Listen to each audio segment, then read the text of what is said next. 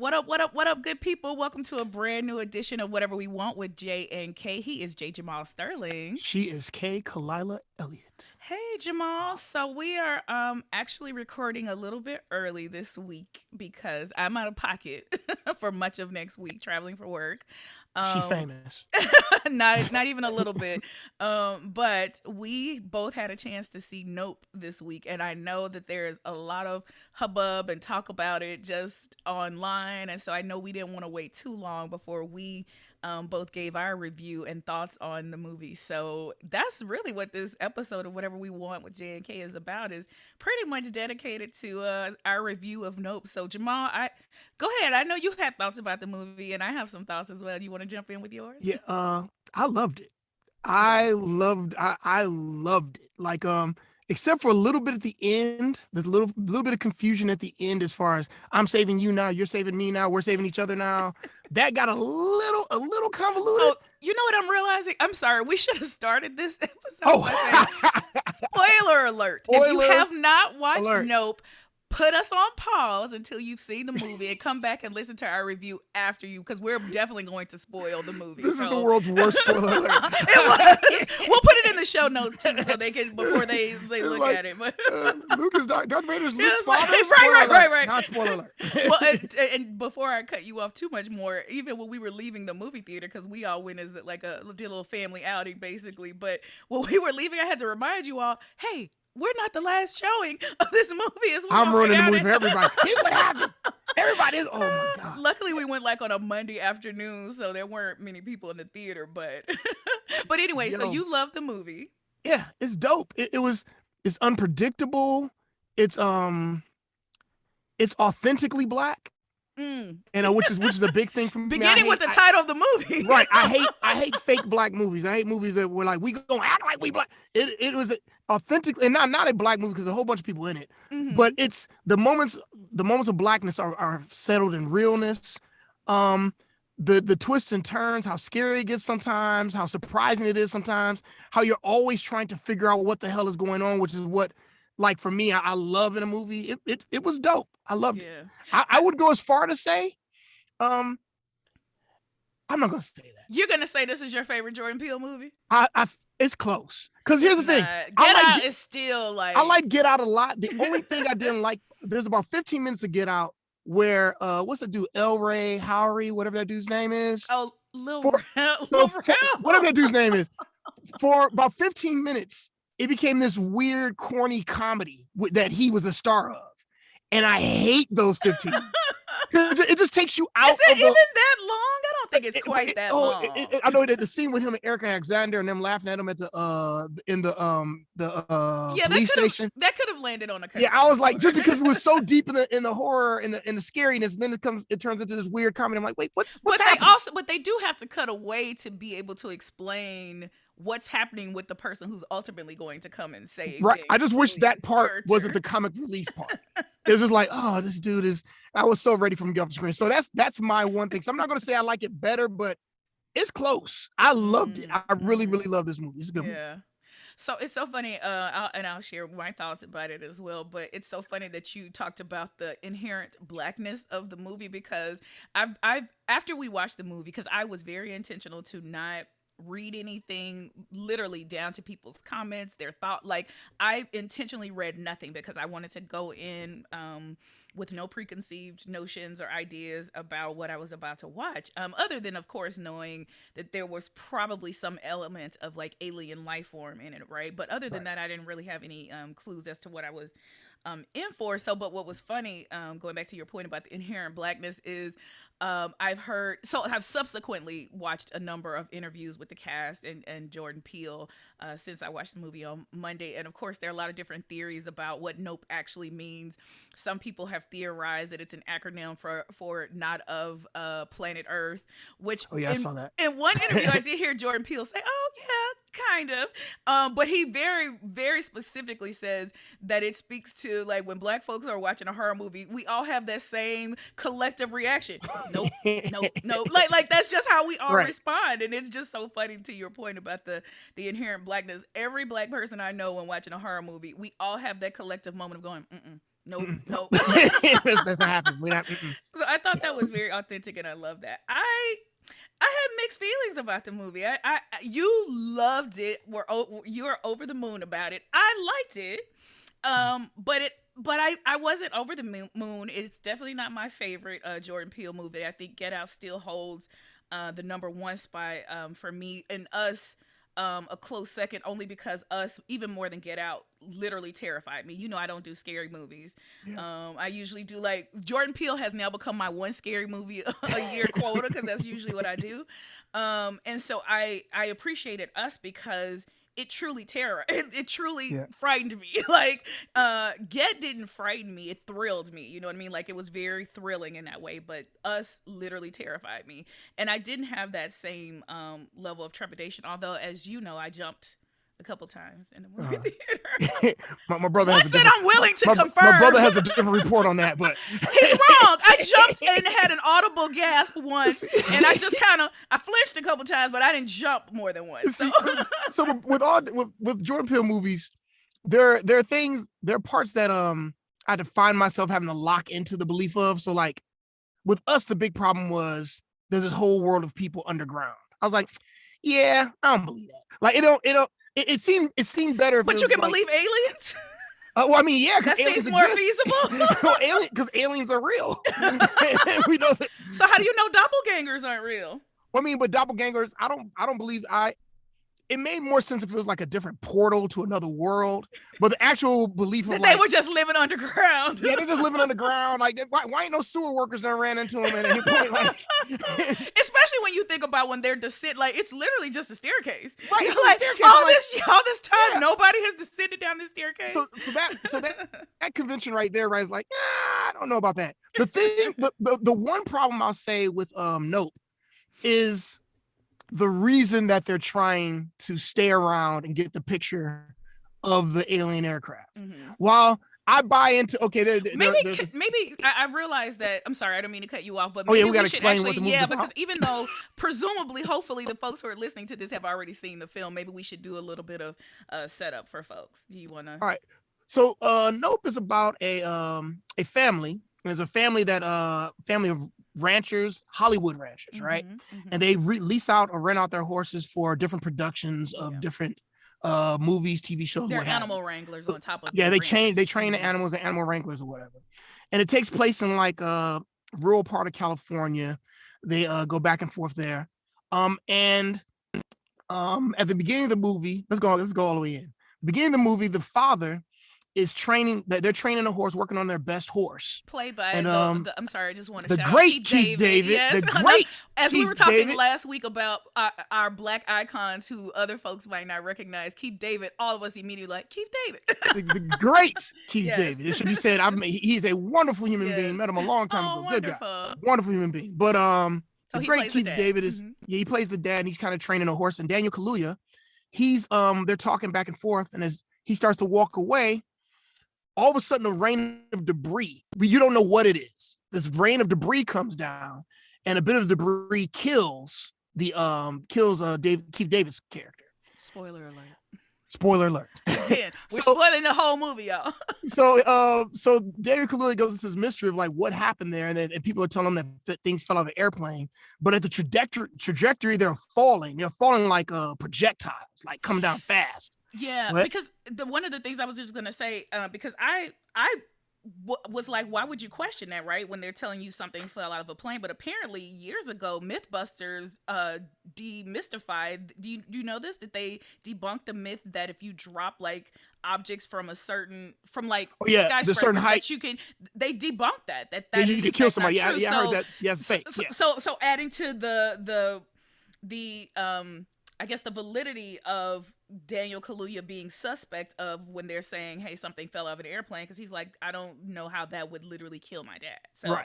You were saying. Yeah, so it's dope. So father dies. We fast forward in time. We meet Daniel Kaluuya's sister, who is KeKe Palmer. The amazing KeKe Palmer. Let me be clear. I love KeKe Palmer with all my heart. She did not act once. She's playing herself. She's playing herself, and it's spectacular. It's fantastic. She's playing herself. She is KeKe Palmer on steroids, and it is the best. It works perfect. I heard someone describe her this way, and it's absolutely, I think, a perfect description. She is the most charismatic, energetic force within the film, and it's impossible to take. Like, you can't take your eyes off KeKe. She's amazing. Like, she's so And the great. You're right. She's playing herself, but it's so well done. and the relationship between her and Daniel as they go through, it works so well, Yes, right? because he's Like, so subdued, he's so right? subdued and she's so out there. It's spectacularly done. Girl, his homegirl didn't even have to audition for this part, which is No, he dope. wrote Jordan Peele literally. He said he wrote this with KeKe's voice in his head, and said he never even thought about reaching out to any other actresses. She was always who he saw in this role. Go ahead, Jordan Peele. I love it. So anyway, And she brought comes up back. in an interview randomly that, did you remember this? I did. I had to be reminded of this, that she was the Malia translator on the Key and Peele sketch. You know, they used to do the Obama translator. Oh yeah, yeah. She was the I don't remember Malia that. translator. She was like, that's the first time she worked with Jordan, and that she always wanted to work with him again, and that was her first time working with him. So See, I I did not know that. Yeah. So moving on through it, she comes back. You can tell there's a bit of tension, there's a bit of that. She's been off doing her thing while he's been there taking care of the ranch. Also, you can tell that they're broke and that they run out of money. They're selling horses. They're selling horses to this weird carnival that's next door, headlined by, what is the name of that actor? Steve, is it Yeun? Stevie Yeun, I believe. Yeah. From The Walking Dead. and yeah. And there's a whole, I won't even go into the whole the Gordy storyline. Yeah, the gory story that goes behind Stephen Yeun's character, which is creepy as hell, but dope. And honestly, so can I just break in here really quickly, because I really break in as much as you want. Keep telling me. I didn't like the movie, but I didn't love it the way that you loved it. Like, I literally watched it and was like, oh, I feel like I watched it one time, and I think I said to you, I don't need to watch it again. Like, now I've subsequently changed my mind that maybe I will go back and rewatch it, because there are some things that, now having seen the full movie, that I can go back and watch some things and catch some of the foreshadowing that I wasn't aware of. Like, so again, spoiler alert, the very opening sequence of the movie actually takes you into the belly of the beast, so to speak, right? Like, but you're not aware of that when you're watching the opening credits. You have no way of knowing. You are essentially, you have a front seat viewing to the alien, right? But you're looking at the alien, you don't notice the alien, right? So one of the things, as you were mentioning, that I felt like was a shortcoming of the film was, I felt like some of those characters were like, those storylines were a little more interesting to me. Like Gordy, the Gordy storyline was far more interesting to me than the main storyline. Like, I could see a total spinoff of just that storyline. And I get that that's the point, is that it's meant to be multi-layered, right? Like, we're meant to look here, there, and everywhere, and to some extent, and that segment is not, I've heard some people say it's not connected. I don't agree with that particular criticism of it, that that part feels random and disconnected, because I think it's a greater commentary on animal behavior, territorialism, but also the whole thing about the spectacle element of all of this, is that we are essentially turning ourselves, people, into animals by our desire to have attention on us all the time, and then also not understanding that animals are inherently animals. Like, one of the characters literally even says at one point, makes a reference to Siegfried and Roy, right? Like people for years have tried to domesticate animals and tame animals, but at the end of the day, an animal is still an animal, right? So, it is still, it also plays into that whole, him not being able to look into the alien's eye, the dealing with animals and the wildness, and and the unexpected. I loved that backstory. I thought it was, and whenever you're doing a horror movie, it's a bit of a card trick. It's, look over here so we can give you this over there, right? Right.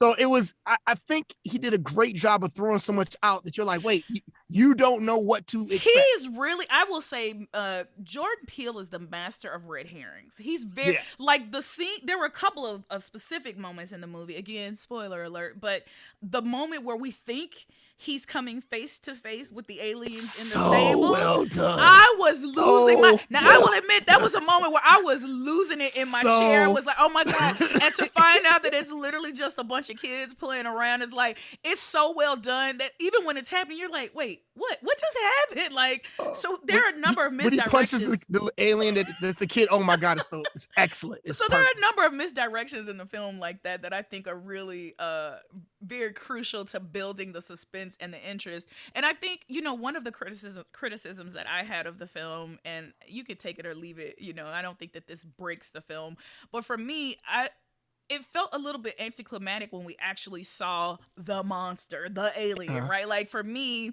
and maybe that was very intentional on his part, is that we have in our mind this idea of an alien race being these little green Martian men or whatever, but right. and so maybe that was the intent. But for me, when we finally come face to face with the alien extraterrestrial life form or animal, extraterrestrial, whatever, it was a letdown for me. I was like, I'm not scared. I'm not impressed. It's just a balloon. It just looks like a balloon to me. Like, so for me, that part of it was like, I thought it was fake. Okay, I thought the genius of it was okay. So to go back to the story, because we're telling this crazy. Right. I'm sorry, we're jumping all over. So, We're assuming everybody who's listening at this point has seen the movie. So let's jump way ahead. They find out that something is in the clouds through a very comedic character who works at a radio show, works at a Fry's Or Electronics. more specifically, find out that there's a cloud that's not moving. So Right, there's a cloud that's not moving. Is hosting in They, the cloud. they've got all this footage, and the That cloud for is 6 not months, moving at all. 6 months to the day that their father died. So Yeah, so then you start to see that once in a while you see little glimpses of what we think is a spaceship, right? And like you're looking like, oh, there's a spaceship there. And then as we go through the movie, we discover that a spaceship is not a spaceship. It's actually the alien, which I thought was brilliant. I was do like, think oh, that's brilliant to was- turn it on its head, because a lot of Right. people were making assumptions in all of the marketing materials and of course, because our understanding of alien sci-fi films, we're accustomed to the spaceship model. So I Right. agree with you that was a very creative way to say, oh no, it's not a spaceship, it's a living Yeah, organism. it's basically an air stingray. It looked like a stingray, and I thought that was, once you discover it's alive, it's like, oh shit. So the projectiles that came from the sky is usually when this alien feeds all the stuff that it doesn't eat, it shoots back out. Waste. It's like waste. vomiting or waste or using the bathroom. It is. Oh, it's so yeah. Yeah. I want to watch it again. I'm going to watch it. Like I said, I take back my initial assessment, and that's why I actually wanted us to kind of do a review, because we again saw it on Monday. Today is Wednesday, so I've had 2 days to sit with it. But I've also I always go back through when I'm not entirely sure how I feel about a movie, and I look at reviews because I'm like, maybe I'm missing something.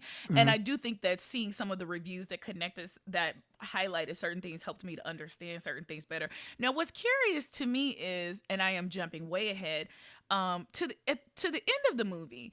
So do you know that there's discussion online that perhaps, because the last sequence of the film, we see essentially KeKe's character comes into her own. She basically single-handedly takes it down by I'll spare that specific how exactly she triumphs. But anyway, but there's commentary that, at the end there is her brother OJ is standing behind the sign, or sitting on the horse behind the sign that says out yonder, and there have been theories that he might not be alive.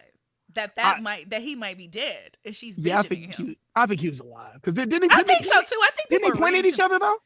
No, that's the point thing. But they did that before, before they did the, the eyes, your eyes on me. Yeah, but I thought at the very end, she didn't point at him when he what do you call that? I thought she did point at him, but he didn't point. Like if you observe it, because again, I've been watching reviews online for the last 2 days. If you go back and look at it, he literally, the horse doesn't move, he doesn't move, he's just sitting there on the horse. And so and again, if I hadn't heard the theory, it would have never occurred to me. When I saw it, I just assumed the relief of, okay, my brother made it. Like, I just saw it like that. But other people have theorized that maybe he didn't make it and gave the ultimate sacrifice. He made it. I think he made it. Yeah, because I also think that there's a storyline or a perspective that talks about how there are a lot of different issues that are brought up in the movie, which is the genius of Jordan Peele. KeKe Palmer was talking about how, like, with so many of his films, they're just layered, and they have so many. It's like an onion. You can keep peeling back. No pun intended. You keep peeling back the layers, right? But there's so many different things, including like the fact that Jean Jacket was the horse that KeKe was supposed to be able to train, I think, on her 10th birthday, and instead the dad brought OJ on his first job and with him and took Jean Jacket. to work on Scorpion King and didn't even use the animal. Now, what's interesting is, did you notice that when they actually started to go into their specific fight with the alien, that he was wearing his Scorpion King crew I did notice that sweatshirt? he Did you was. notice Yeah, that? yeah, yeah. I Yeah, I noticed thought that. that was an interesting Yeah. detail. So there are a lot of little moments like that are interesting. But yeah, so the idea of she's kind of been, and I think so, something you said about the storyline in us that what you felt was confusing. So one of the things that I was thinking, that I felt like that there were things that were probably left on the cutting room floor that Mhm. would have fleshed things out a little bit more. Like I saw apparently in one version of the trailer there was a whole backstory for KeKe's character, where you see her in LA like trying to make her mark, right? And so I Right, think right. that would have been a little bit more helpful. I don't think that it was imperative to the story, but I do think that it would have been helpful to better set up this idea of, because people have been saying one of the themes of the story of the film is that she's coming into her own, right? Like Mhm. her dad, her brother have kind of had to step back, and she's had to do some things on her own, or kind of had to rise to the occasion, where clearly she's been just kind of out in the world living her Right. life, right? But I think without seeing her out in the world living her life, it makes it harder to understand it. Like we're told she's not really involved in a family Yeah. business, but we don't see that, right? Well, Like, see, for me, I disagree in the sense like the first vibe you get of her is that very much that she is not a part of this. She's very much like, I'm on my own. I'm doing my own thing. And those little arguments they have at the beginning of, he's like, yo, I got this work to do. She's like, this fucking work. You can tell that she's, and then her first instinct to run immediately, like we about to leave this thing. And he's very much like, this is our farm. yeah, no, I will say there were a couple moments where I was like, for the most part, while I think that they were very authentic in capturing a genuine, authentic Black community reaction, Uh-huh. there are a couple moments where I was like, nah, homie, we would not stick around for that. Like even when he goes into the stable, when he has what is clearly, like, I won't say the first encounter, but the second major encounter with the alien, when the lights are coming on in the stable, and he's initially he's not sure if he turned the lights off, so he goes in there, he turns them off, and then they immediately go off. I'm like, homie, Black people are not investigating, we are running as soon as that happens. So that piece to me, I was like, that feels a little But inauthentic. see, But if we make it too but the authentic, movie, I'm like gonna say, but then the movie would be over, right? there'd be no movie, right? Like I said, if this movie was about me, it'd last about 5 minutes. Yeah, for sure. Walking like, now I'm good. Yeah, He no. survived. Yeah.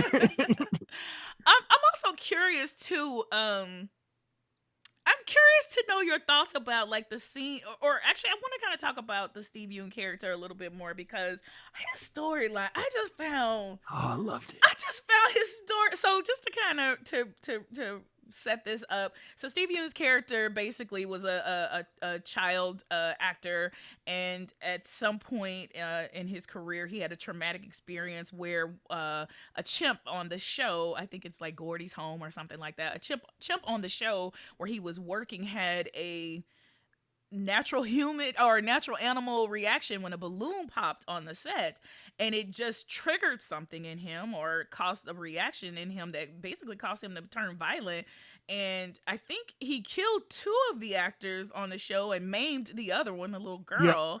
And of course Steve Yeun's character as a kid observes all of this, sees all of this, and obviously internalizes this trauma, but also exploits this trauma, and that trauma continues to drive him, obviously, even so much to driving him to have to launch this amusement park, this theme park, that ultimately he essentially also sees, we're going to say, the UFO, the alien life form, what have you, and decides he's going to exploit it for money, right? Like to try and profit off that. So I'm interested to know your thoughts about that part of the storyline, because that was my favorite part of the story. It's brilliant. And the brilliance of it though is that the way it's doled out in bits. Mm-hmm. Like bits of it are given out throughout the movie. So it's just like literally from the beginning, you hear the soundtrack, the track, right.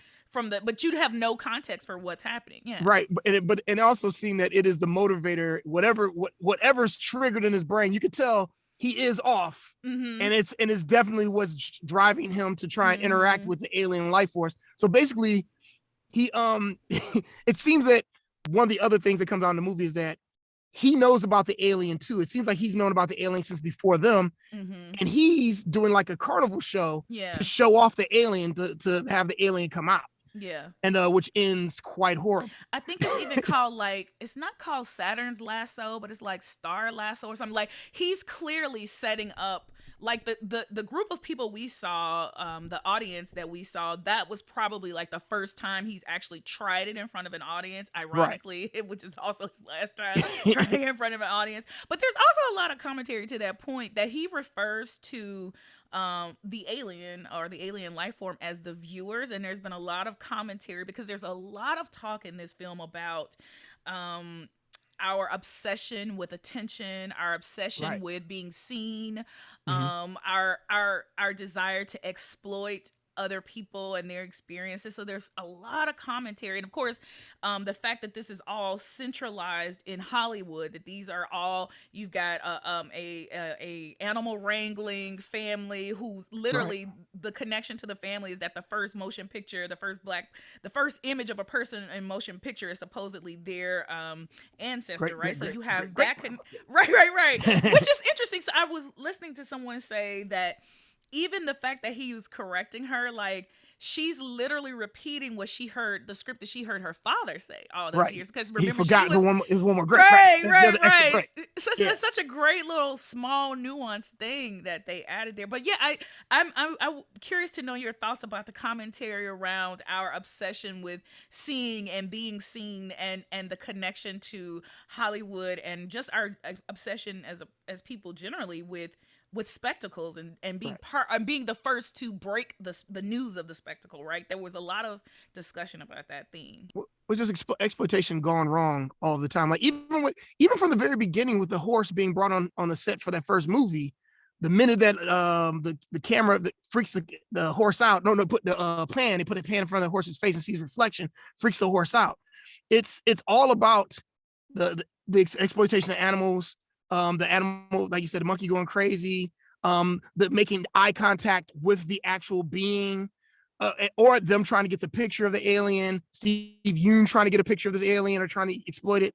I find it's very much about natural things being in unnatural places, and which is another, like, it's just a dope thought, dope visual. Yeah, I really love that, the way in which they honed in on this idea of, through the use of animals, right, of showing how much we exploit one another, right? Like Right. obviously it's easier to see the exploitation of animals, but when we turn around and go, we just talked about this on our show last week about Drake taking a picture of some random strange woman he Right. does not know and posting her photo all over the internet, and now her photo is blasted. People are searching out information for her. This is not something that woman necessarily sought out. Right. And so when I'm watching watching this movie and thinking about the context of that, and you and I talk about this a lot, about, like, I mean, you're an actor, you've made a choice to be somewhat of a public figure, but even in that, it's like, how much of your life are you expected to share with the general public, like, Right. as a quote unquote public figure? You have some folks,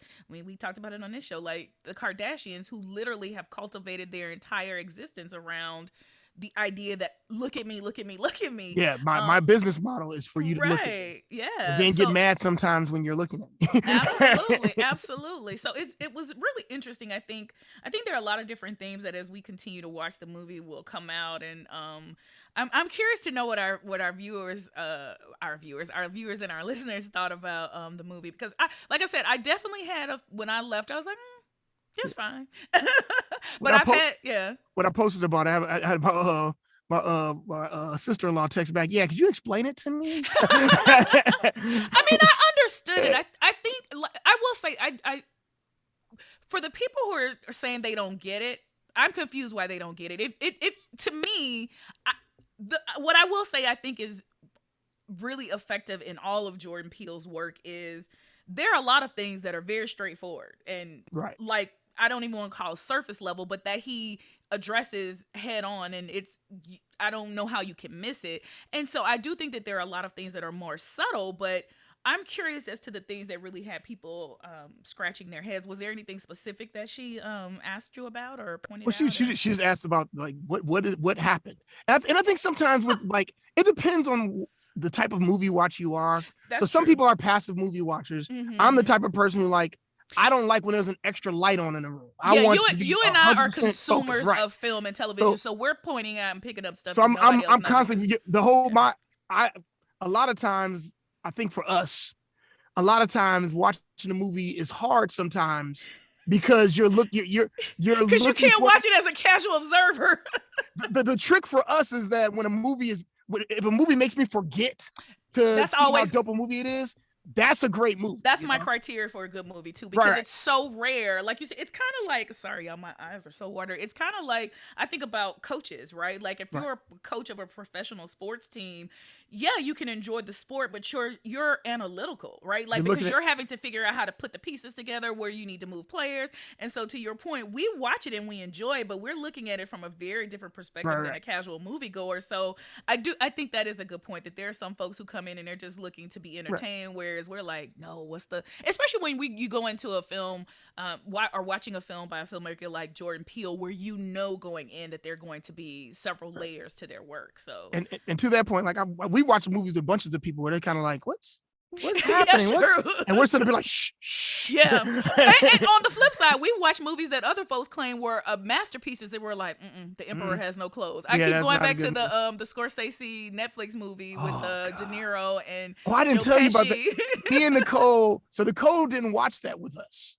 She didn't watch that. Yeah, so she was like, "Well, I want to see it." I said, "There's no way. There's no way I can survive it a second." So we started watching, and she's falling asleep. I was gonna say. And I'm pointing out all the bad stuff. I'm like, oh, that's bad. That old man. You're like, watch. I'm gonna say, watch Robert De Niro do this old man fight / run. He's supposed to be 40, but really he's like, can 80. we not get a stunt person in here to do this? Or cast somebody younger? It's oh god, yeah, that's hilarious. Oh yeah. Well, randomly, because I know we're gonna wrap up here pretty soon. What else are you watching that you're excited about these days? Well, here's something that I think I might have forwarded to you that tripped me out in light of a past discussion. You know, there's an Emmitt Till movie coming out, huh? You had sent me the link, and I honestly couldn't watch it when you sent it to me, but I did eventually watch the trailer, and it looks amazing because it's all told from Mamie's perspective, his mother's perspective, and I'm not sure if it's told in a series of flashbacks, but it is. What it seems, just based on the trailer, it seems to almost be an artistic approach to it, right? Like almost kind of like a dream sequence. So I'm very curious. I'll be honest in saying I was on the fence, but I probably will go see it when it comes out in theaters. I like that. So one of the things I cannot stand is when you tell these stories and it's the sanitized version. There's one black, there's one racist, and yep. And this one looks like it strikes me very much as Selma did, where it seems like they're going to go in, like they're really going to. Yeah, this is going to be this is not 42 Jackie Robinson story. This is going to be like, that we're going to see the pictures. We're going to see what happened, which I'm kind of excited about. That's one of the things that to me, watching the trailer stirred me so much, was because there's literally a moment in the scene where I'm guessing it's a family member or a close friend she says to Mamie Till in the trailer, they're clearly at the funeral viewing the body, and the woman says, I can't look, baby, I can't look, and Mamie Till says, we have to. Yeah. And it's such a again, if you know anything about the civil rights movement, and we talked about this on our show recently, that literally Emmitt Till, the same way in which George Floyd's death was a flash pan, a lightning rod for us in the last 2 or 3 years, that was what Emmitt Till's death did to folks at the time of the civil rights movement. It really gave a face, no pun intended, but gave a visual to what was happening to Black folks, and changed her son's life. His death literally changed the course of the civil rights movement. So two things about it. The thing that I'm most excited about it, the thing that I feel like there's never really delved into, is that you get to see this beautiful Black boy.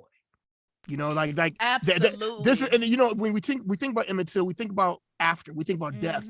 The vibrance, like we saw a little bit of it in what's the name of the movie? The TV show. You're talking about Lovecraft. I was just about to say. And we saw a little bit in Lovecraft Country, but I love that they delve into this beautiful, funny, Yes. goofy black When kid. she's describing him and saying, "I know my baby. I know what Right. his hands look like. I know it. I can pick his voice out of a room of other people laughing."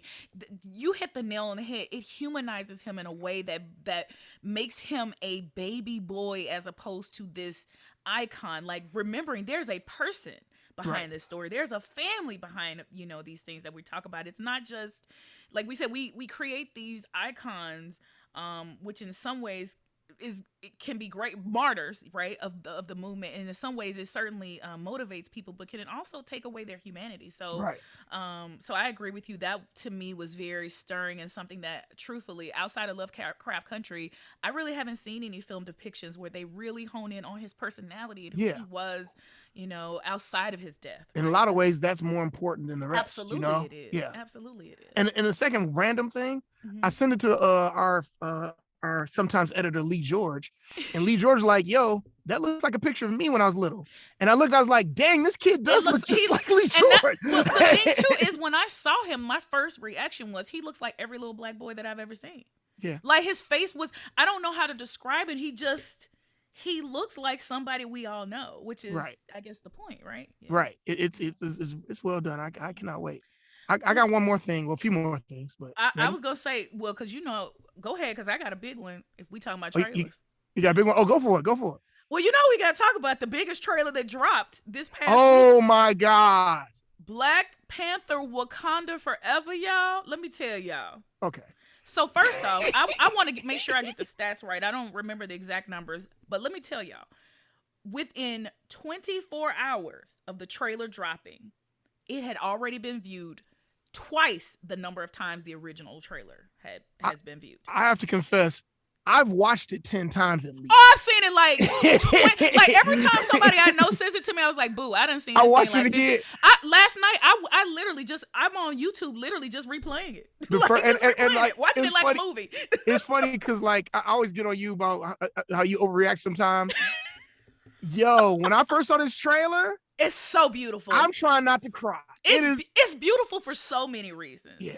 There's the obvious acknowledgement and celebration of Chadwick Boseman's life, of T'Challa, and what he means to that community. Seeing the funeral procession, for those who might not be aware, it is very much a tradition in African culture that when people pass, we don't wear black, we wear white, right? In celebration of their ascension to the ancestral plane, right? And so seeing those images of that African dancing and the white ceremonial dress, that in and of itself just takes your breath away.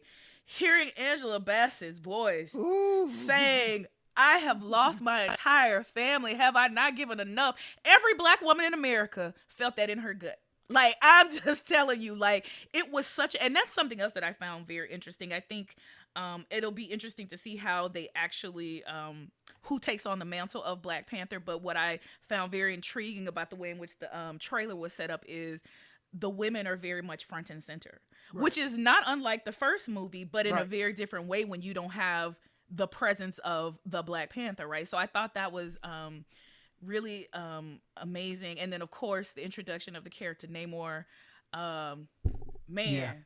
Yeah. And I know that there was a lot of not concern, but question as to how Marvel was going to introduce him and have it be different from DC's Aquaman, and not feel, because they both originate from Atlantis, but they've kind of changed it so that his heritage is more indigenous and reflective of, and I can't remember the actor's name, I'm sorry, I'll find his name, but who's actually a Mexican actor. And so being able to connect the legacy of, like, the Aztecs and all of that and the indigenous people to this community. So I think that it's going to open up a lot of storylines. But I just think it's going to be very emotional for all of us going to see it. I think we're going to lose it several times. There's also a nostalgia there for me, about how, and this is kind of beyond Black Panther a little bit, about how movie previews used to be. You know, like, we're like, you come, that feeling used to feel back when for me, it was like going back to the movie theaters in the 80s, and like the first time I saw the preview for E.T. and Star Wars, and be like, whoa, like this was just, we're talking about spectacle. It is as well a crafted, trailer it's like a class, a master class on how to make a trailer. I was telling a friend online yesterday because she was like, "Man, if they give out awards for trailers," I was like, "They do. They're called the Clio Awards. They're part of the advertising world." I was like, I fully expect them to be nominated, if not win this year. Like they are. That trailer again, I can't emphasize enough. It's been viewed twice the number of times that the original trailer has. I'm going to watch the trailer again after this because my favorite part of the trailer. No woman, no cry. Oh my God, it's so beautiful. And then changing to all right, everything's gonna be all right. Yeah, oh my God, it's so beautiful. And honestly, it was exact. I don't. Again, and here's what I will say. It's so interesting because I was, as we were talking about Jordan Peele and Nope, I was listening to KeKe Peele just talking about how Jordan does such a KeKe. You just KeKe Peele. You just married him. KeKe Palmer. Yeah, sorry. As I was talking about, KeKe Palmer was talking about how Jordan Peele does such a great job at building suspense and interest in the film. Like she was even talking about like how the teaser started a year ago and how they're dropping things. And what I always think of, because I'm a marketer, is yeah, they create the world, but the marketing people have the task of convincing the audience to come. Right. And so when I see an amazing trailer, my first thought is whoever's the sound editor, whoever's the music supervisor, the marketing folks who put that trailer together, they understood the assignment. Oh my God. Because like you said, starting off with, let's just address the elephant in the room and deal with our emotions about losing our friend, right? Let's just start there. So hearing No Woman, No Cry right out the gate and seeing, Lupita standing on that shoreline, feeling what we all are feeling, right? And then, like you said, the transition to, we're going to be all right, right? Yeah. We're going to have to be all right. And it's so well done. It's so uplifting and empowering. Go ahead, you were about to say. What my friend, I think Michael Roseborough posted, he said, if they're going to actually do the funeral in the movie, we're going to need to get real ushers. We're going to need church fans. About to be passing out. Yep. It's like, do you need a, what do they call it? The privacy cloth, the modesty cloth for the ladies at the front. Oh my, yeah. I'm one of those who tries not to go day one. I like to go day 3 or day 4.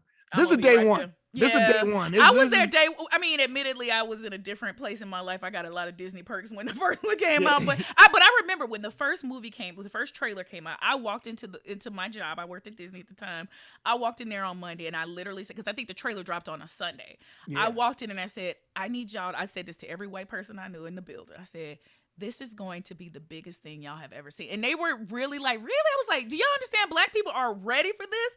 So Disney was quite surprised by the response to Black Panther, because there were not plans initially for a sequel. Right. But the response just from the trailer from the first one was so overwhelming that by the time it hit the theaters, they had already greenlit a second film. So. And don't worry, they prepared now. Don't you worry. They're definitely prepared. I'm curious to know, and I don't want to get too much in it because obviously we're gonna have a lot of time to theorize between now and 11/11/22, which I also, I'm again my hoodoo hippie girl. I was like, oh, look at all those synchronized numbers, double digits. Yes.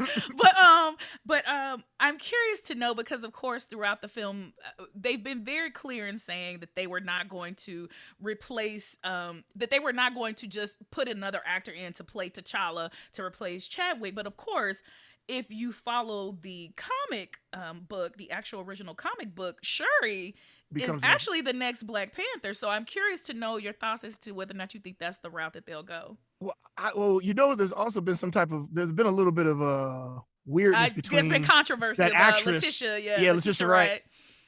There's all types mainly around the vaccine. I think she was very vocal about not wanting to do the COVID vaccine. I think that was mostly.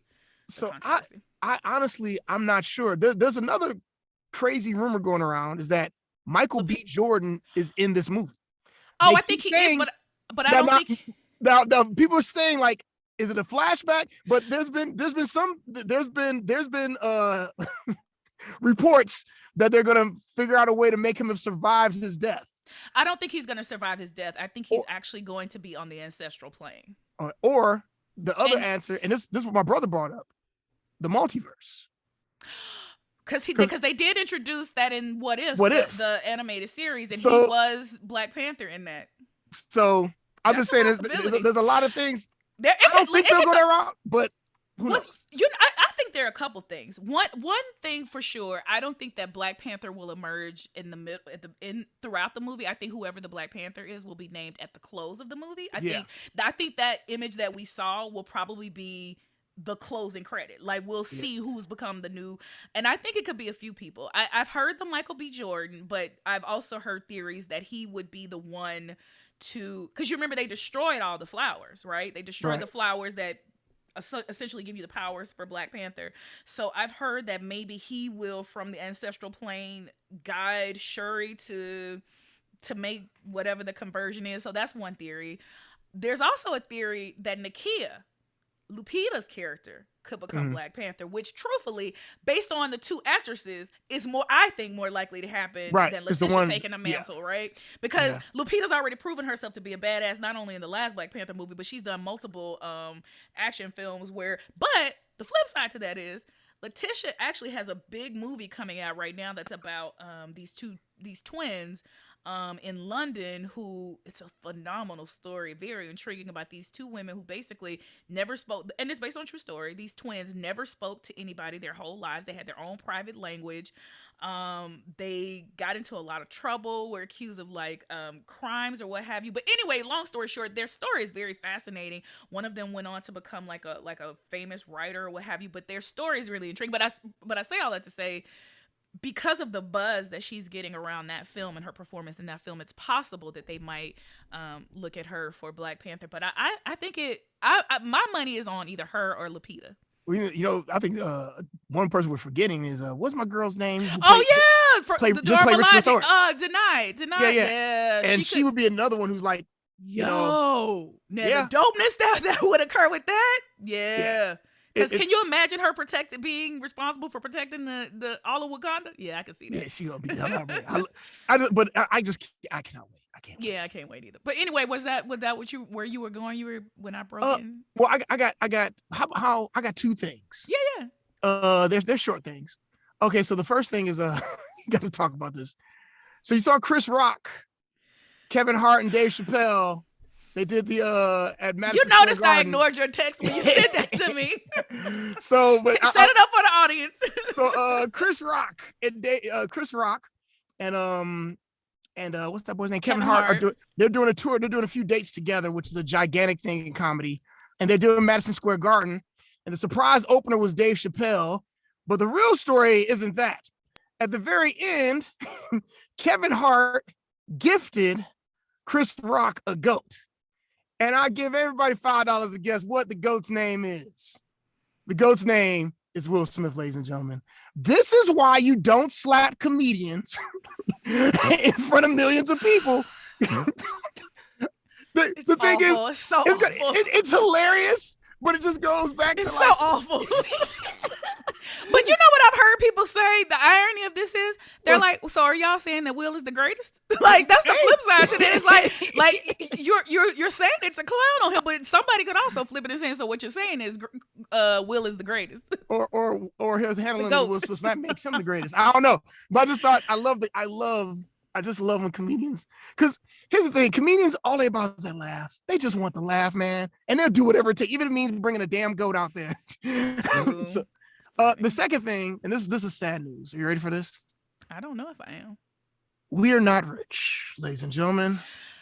But we could still be. Okay. Because it's up to and we could be even more rich because Jamal, now the jackpot is up to $1 billion. Okay, here's the thing. We invested, so ladies and gentlemen, my brother, my wife, and Kay, we all went in. We bought $150 worth of lotto tickets. Which to me is the most weird. That's the most ghetto sentence I've said in a long time. And wait, what's funny is we were all like, Nicole was the only holdout. We were like, I was like, yeah, I put up 50. Pep was like, I'll put in 100. And I was like, wait, you can't put in 100. But then when we try and split our pot, it's gonna be like, well, I put in twice as much. And so Nicole was like, 50? Yeah, like 25. Right. And even 25, she was a little bit like, And so we peer pressured her in the 50. But you're right. Afterwards, I was like, $50. Do you know how much? That's gas money. That's gas money right now. That's a few meals. That's groceries. But the way I was able to convince her, I was like, Nicole, that's 3 times going to Starbucks 3 times. So for those who are not aware, at the time of this, and I'm sure today is the 27th when we're recording this. Yeah, no one has won the big jackpot, so it's now up to over $1 billion. So Jamal, we still have to buy tickets for Friday. Oh my God! We won't buy $50 worth though. We'll just throw in $3 each and see where we land. Oh God! The worst part is none of us meaning me, Nicole, your brother, none of us have ever I don't think any of us have stepped foot in a store to buy tickets. Well, Hollis did go with you, right? He went with you to buy the tickets. It's always me. It's always me. Well, and also there were some one in like lower $1 million winners, so we should still check our tickets. Yeah, I'm sure Hollis is checking his tickets right now. Here's the thing that I have to get over.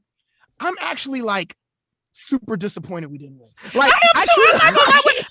When they said this morning, they were like, the prize, no one claimed the Mega Millions. There's like 5, I think they said 5 out of the 6 were matched, but not the 6. So the prize goes up to $1 billion. I ain't gonna lie, I was like, I was expecting my money today.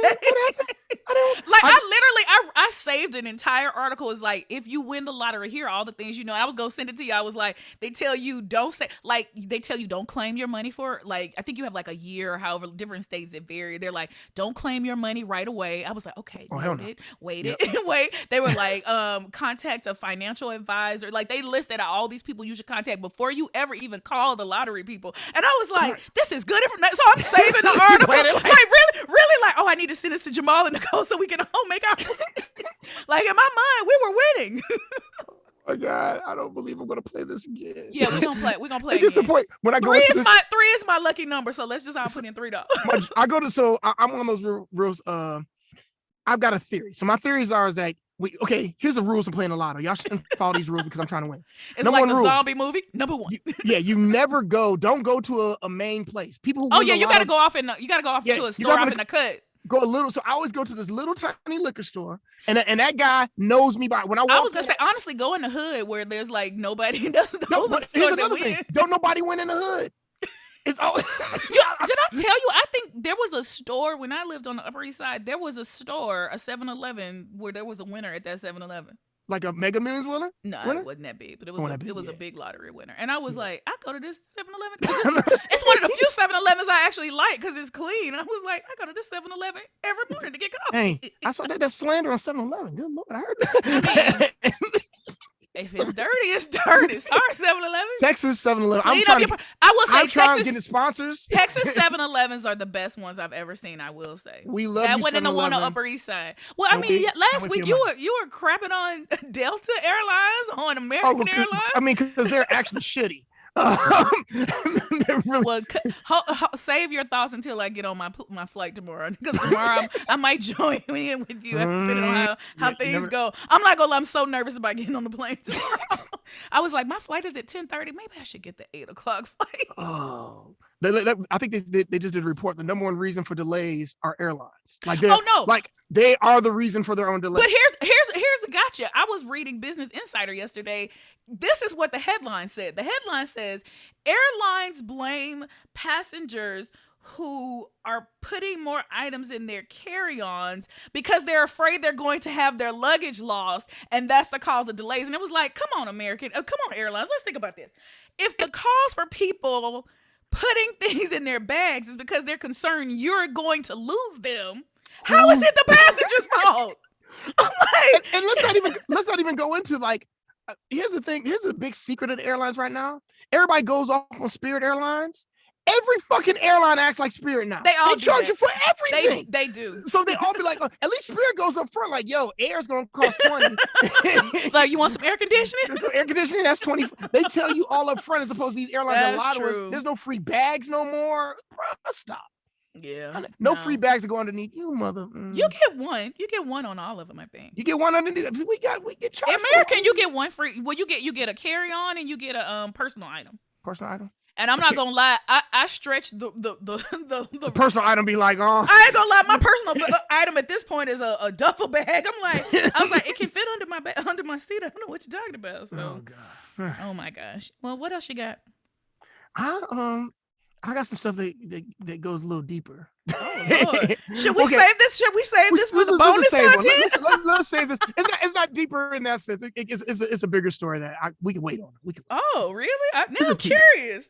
Oh, don't be. It's fine. Okay, It's okay, okay. fine. Well, I guess we got I got a for the culture. You got a for the culture? I do not, because I did not do Okay, my good. homework. So you're I on. do. So, a new show. Actually, there are two new shows that I want to encourage our audience to check out. I'll admit that I haven't watched one of them, but I plan to this weekend.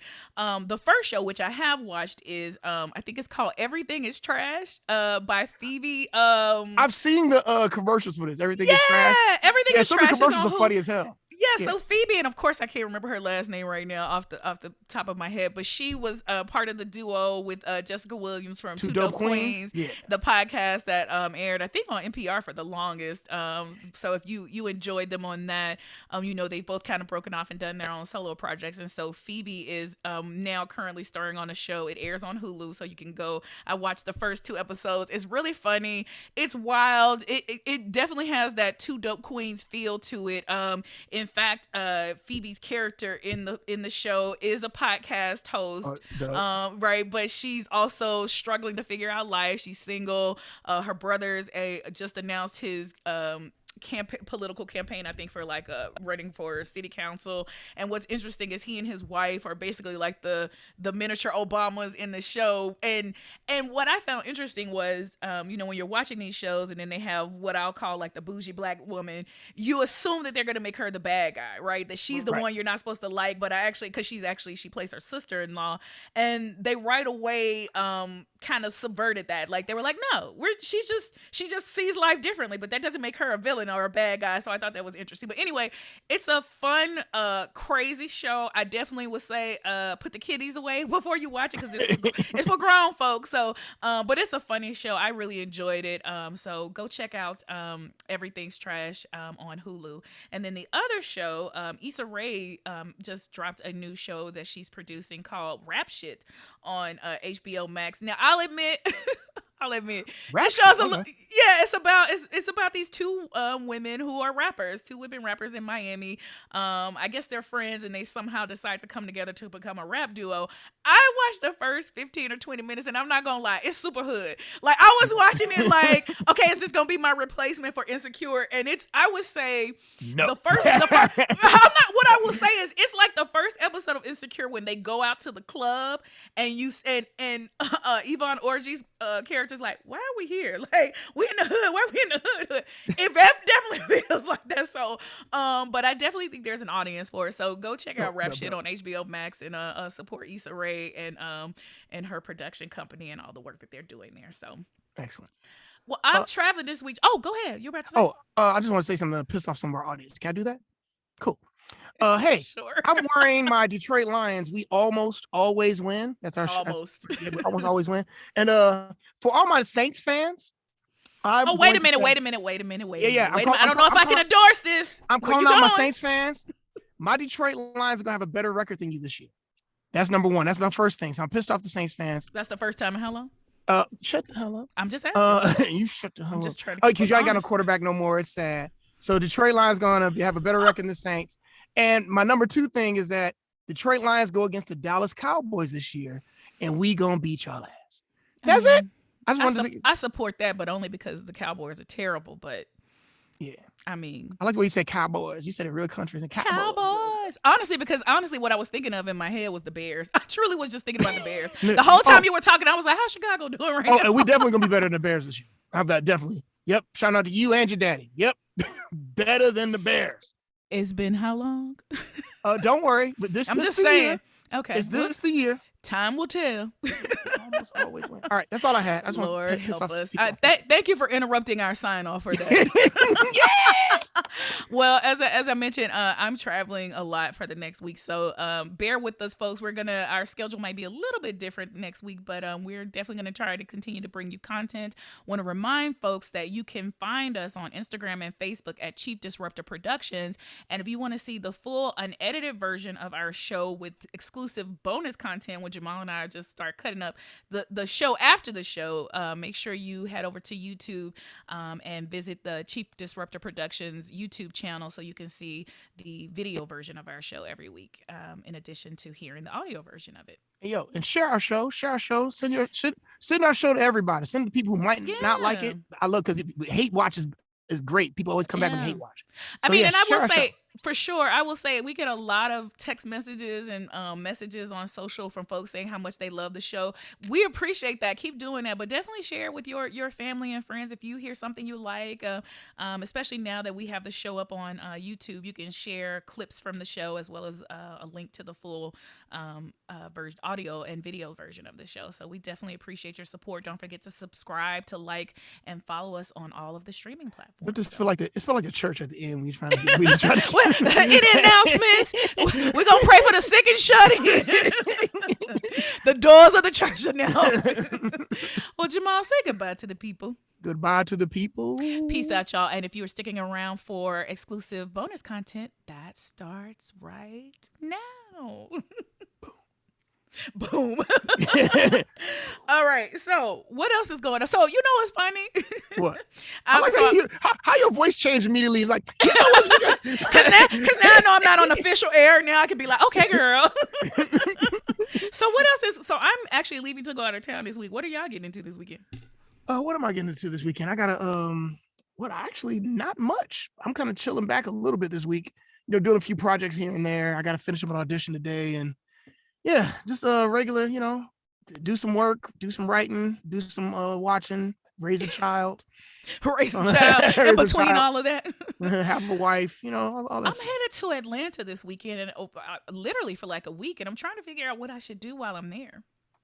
Any recommendation? You're about to say go to a strip club. No. I was not going to say not to you, but I literally looked up and I was like, I already know what his suggestion is going to be.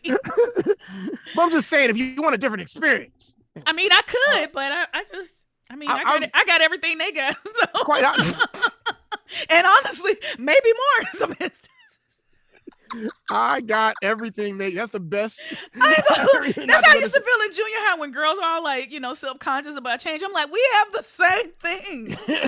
And mine have been around longer than yours. And mine since 3rd grade. Maybe not 3rd grade, 5th grade. That is the weirdest take I've ever heard. We all have the same thing. We do.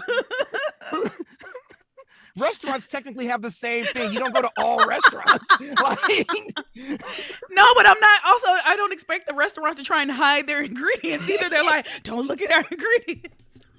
I'm like, boo. I mean, I guess it's so funny because my baby sister used to be the worst about it. Like, she would not change. And I was like, we literally live in the same room. I'm 3 years older than you. You have nothing I want to see. Too funny. That's so weird. That's a weird start. All right. You're like, I was not expecting you to go there. That was very I want to know strange. what this big story is that you wanted to share. That It's not a big gigantic story. It's a story that's really interesting to me because of why not? Yeah, get into it. This is perfect for this. You ever heard of Trinity Rodman? Mm-mm. Trinity Rodman is the daughter of Dennis Rodman. Trinity Rodman just signed the biggest soccer deal for a female soccer player in U.S. history. Whoa. She's 19 years old. Wow. Trinity Rodman also, for the majority of her life, has been estranged from her father. Because Dennis Rodman, it's a strange story in the sense that Dennis Rodman and her wife, he was married to her mother. They had a child in 2002. They had 2 children, and Dennis Rodman, being Dennis Rodman, floated out, you know, like, and not in a weird sense though. Like, it's when they interviewed Dennis Rodman about it, he has some tormented, messed up stuff about his parenting and how he was parented. And Trinity Rodman, meanwhile, her mother was struggling, living in hotels, going back and forth, trying to figure out a way to make it, you know, make ends meet. Yeah. And meanwhile, Dennis Rodman is sometimes rich, sometimes broke, because Rodman's finances have gone from like extremely high to extremely he's low. had so many issues over the years. He's had a billion lifetimes, and he's off. Yeah. So it just kind of culminated in Trinity Rodman. She plays for a team in Washington, and she's there in a championship game, and Dennis Rodman shows up. And she, for the first time in her life, like she is as torn because she's like, I'm mad at him. I love him. Like a lot of her athleticism comes directly from him. They have a Sure, lot of of the same, course. like anybody knows about Dennis Rodman, especially my Dennis Rodman, which is Detroit Pistons Dennis Rodman. But everybody knows about I Dennis could Rodman. also claim him for the Chicago Bulls. So, Yeah, I he wasn't as mean. good with the shot. But the thing about Dennis Rodman, the thing about Dennis Rodman is on his he never gives up. He goes all in. He literally jumps on the floor. He dives on He's the an floor. amazing athlete. He Yeah, definitely was. and Yeah. she has a lot of those same qualities. That Sure.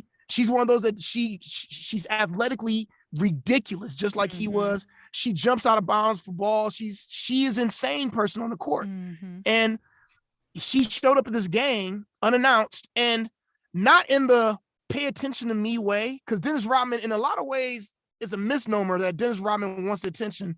He does and he doesn't. Yeah. He's crying. He's very tortured. He's a very Yeah, honestly, he reminds me a lot of DMX. Like right. there's a lot of That is an tortured, excellent. yeah. That is a Yeah. very excellent. Like Yeah. 1 minute you're like pissed at Dennis Rodman, the next minute you're hoping he doesn't You kill can see himself. like you can see his heart.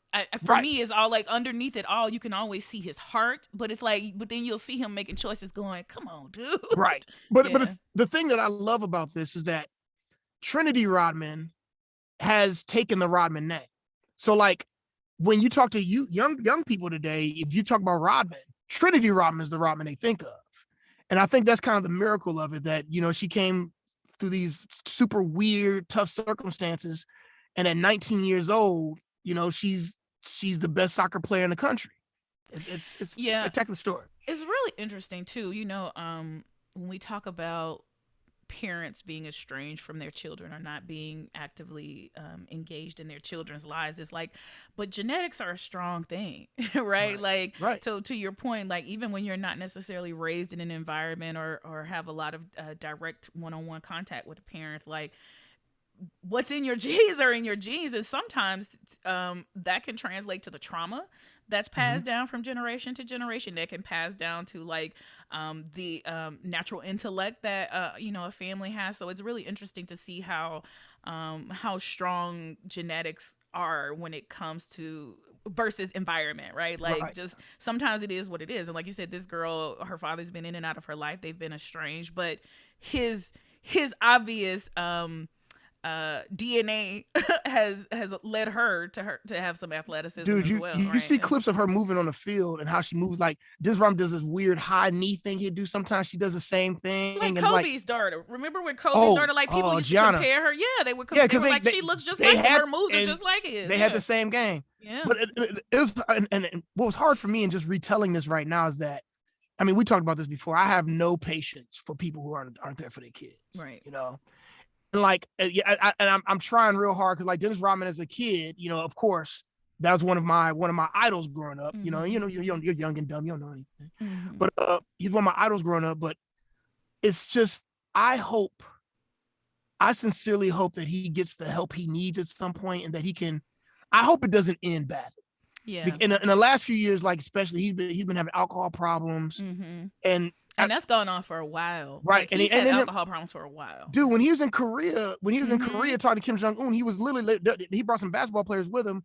I forget the name of the basketball player. I think it was Vin Baker. Was like, he was drunk. He was drunk while they're. Well, honestly, even that whole, because it's so interesting you brought that up. That was the first thing I thought of when you mentioned his name. Truthfully, that was literally because that was the last big news story that I heard with him, and it was just such a strange occurrence, but it was also quite frankly totally on brand for Dennis, like because he's always done things that were wild and out of pocket. But even when he was doing that, even when people, when he would be in the tabloids and all that stuff, it was all for us. I think for our community, it was always like he needs help. Like, this is not really funny. This is tragic, Right. And the weird, and it's also that weird.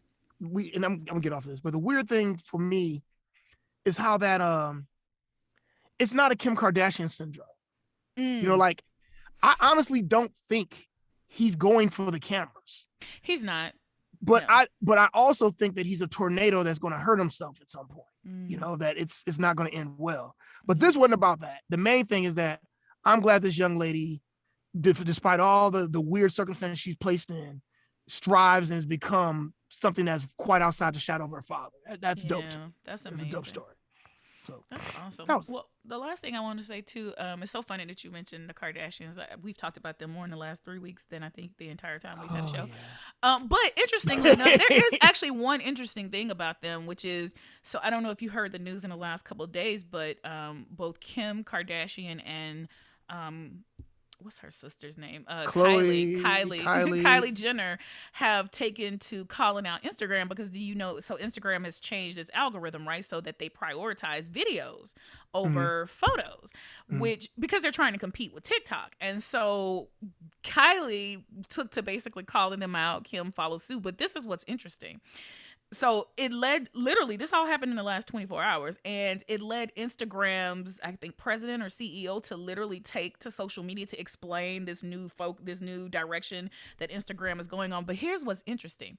So a few years ago, apparently Kylie Jenner made similar comments when Snapchat changed its model, and she literally said, what is this new format with Snapchat? I'm not here for it. And based solely off of her post, Snapchat lost about $1 million or $1 billion, I think, in stock. Like their stock plummeted. Golly. Speaking to the power of influencers, right? So on the one hand, it's like, gosh, they have too much power. But there's also something really interesting about being able to push back against, these companies who are attempting to modify the algorithms that we as the user desire. Like I will tell you, as an Instagram user, I'm always frustrated with Instagram. I'm like, I can never find the stuff that I want. They share stuff. It unlike Facebook, where you can at least go, I want to see the most recent post, right? Or and now I think there's Facebook some secret way to find the most recent post now on Instagram. It's not even secret now. It's very easy to find it, really? but you do have to go. You do have to know where to go, right? Oh, see, I'm an old man. I'm like, I don't know. But even that, they've even recently, I think this past week, even announced that they were going to change it so you could chronologically follow your friends' posts and find them more easily. But again, all of them try and do this thing where they essentially share the stuff that they want you to see. They want to drive you to, right? And so, because of course they're trying to get people to be more engaged with the content. And so it's really interesting to see, or it'll be interesting to see how this plays out, because literally this has been like in the last 24 hours. So I'll be curious to see if Instagram backs down a little bit on trying to push the video algorithm. The term influencer is so annoying. But is it not accurate? Well, yeah, I mean, they're influencing the culture. What do they do? They don't do it. Okay. But they do influence. They literally influence the culture. But like, I mean, if you can cause an entire company to lose major stock and yeah, it's more of a commentary on America than anything else. And I would say society as a whole. Yeah, sure. I mean, even we started off this show talking about Nope, right, and talking about the commentary on it and the themes around it, about the obsession with celebrity, the obsession with being seen, the obsession with people paying attention to you. So it's not unlike that. So